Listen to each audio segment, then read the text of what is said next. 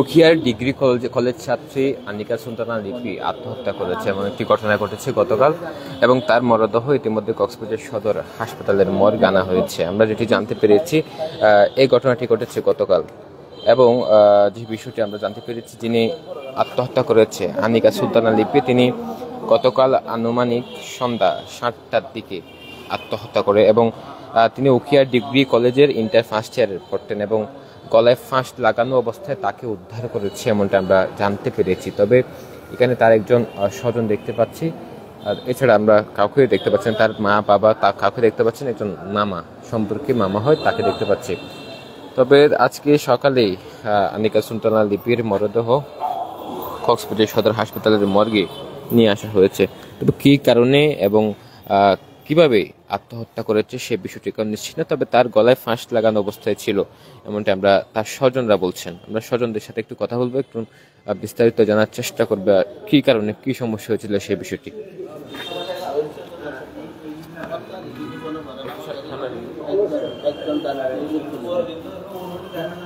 আচ্ছা, আপনি ঘটনা কি জানেন, কি শুনছেন? ওইটা হলো আমার মামাতো বোন।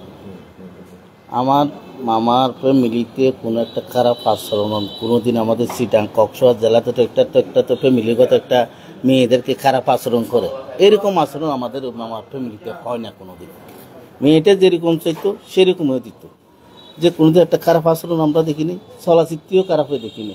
তা আমরা কিসের জন্য হয়েছে এটা আমরা নিজেরও জানতেছি না, এখন আমরা তথ্য পাচ্ছি না। বোনের একটা মোবাইল ছিল, এখন মোবাইলটা আমরা প্রশাসন বলছে ভাই আপনারা এটা নিয়ে যেটা বাইর করতে হবে আমরা সেটার মধ্যে আগাবো। আমাদের কাকে সন্দেহ করার মতো আমাদের কোনো লুকিয়ে নেই,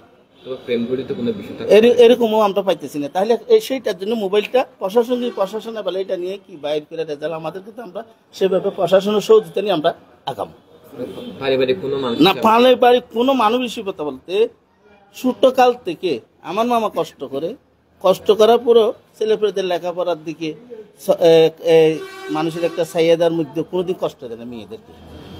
একটা ভাই আমার একটা মামা ভাই, ওইও কোনোদিন বোনেদেরকে একটা খারাপ আচরণের একটা খারাপ শব্দ ব্যবহার করে না, বা আমাদের অন্য ফ্যামিলিতে তো করে, আমরাও নিজেরাই করি।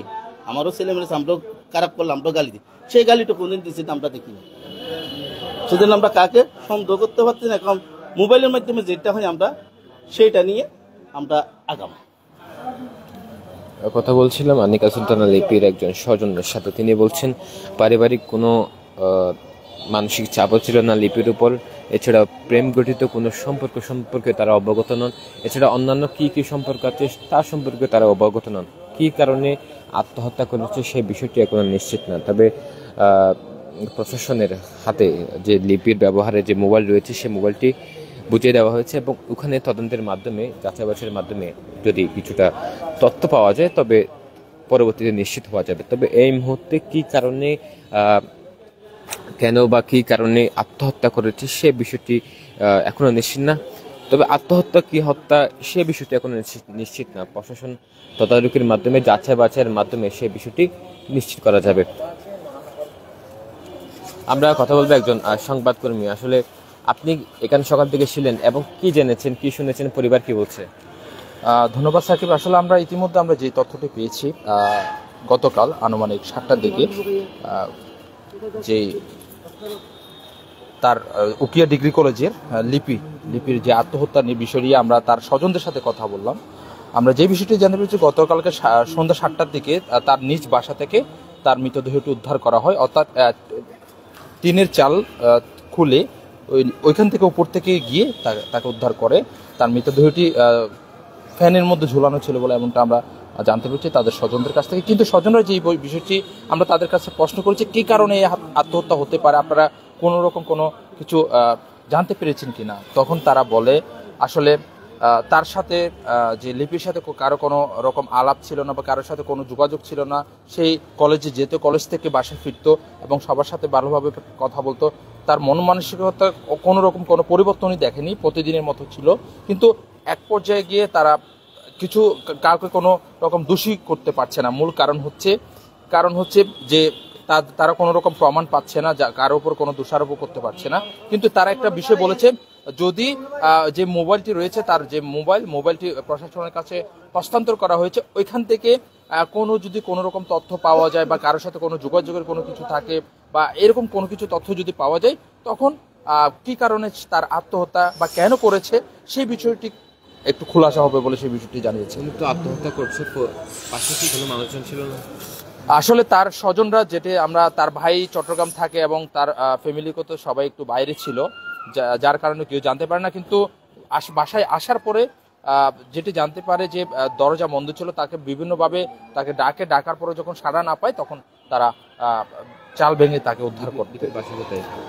ওর হলদিয়া পালং বলে আমরা সেই তথ্যটি পেয়েছি। ধন্যবাদ। কথা বলছিলাম সহকর্মী সালাউদ্দিনের সাথে, তিনি বিস্তারিত জানাচ্ছিলেন কি শুনেছেন বিষয়টি। তার পরিবার যেটি বলছে, অর্থাৎ লিপি যিনি আত্মহত্যা করেছে বলে দাবি করছেন, সে লিপির পরিবার স্বজনরা বলছেন যে কি কারণে আত্মহত্যা করবে সেই বিষয়টি এবং পরিবার বুঝতেই পারছেন না। এবং যে সময় লিপি গতকাল সন্ধ্যায় যে সময় লিপির আত্মহত্যার ঘটনার দাবি উঠেছে, ঠিক ওই সময় পরিবারের স্বজনরা কক্সবাজারের বাইরে ছিল, বিভিন্ন কারণে যে যার মতো কাজে ব্যস্ত ছিল। লিপি বাসায় একা ছিল। পরবর্তীতে যখন বাসায় এসে দরজা বন্ধ দেখে উপর দিয়ে টিনের যে চাল খুলে মূলত ঘরে প্রবেশ করে যে ফ্যানে আটকানো, গলায় ফাঁস লাগানো অবস্থায় লিপিকে দেখতে পায়। পরে পুলিশ গিয়ে পুলিশের সহযোগিতায় লিপিকে উদ্ধার করে হাসপাতালে নিয়ে গেলে কর্তব্যরত চিকিৎসক তাকে মৃত ঘোষণা করেন।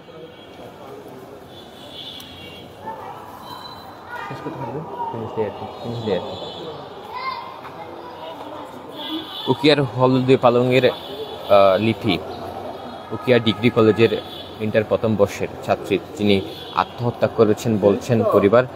একজন পরিবার স্বজন পেয়েছে, তার সাথে কথা বলেছি। কি কারণে আত্মহত্যা করবে এবং কি কারণে সেই বিষয়টি এখনো নিশ্চিত হতে পারছে না। প্রশাসন তদারকি করছে। ইতিমধ্যে লিপির মরদেহ কক্সবাজার সদর হাসপাতাল মর্গে আনা হয়েছে। দর্শক, এ ছিল সর্বশেষ।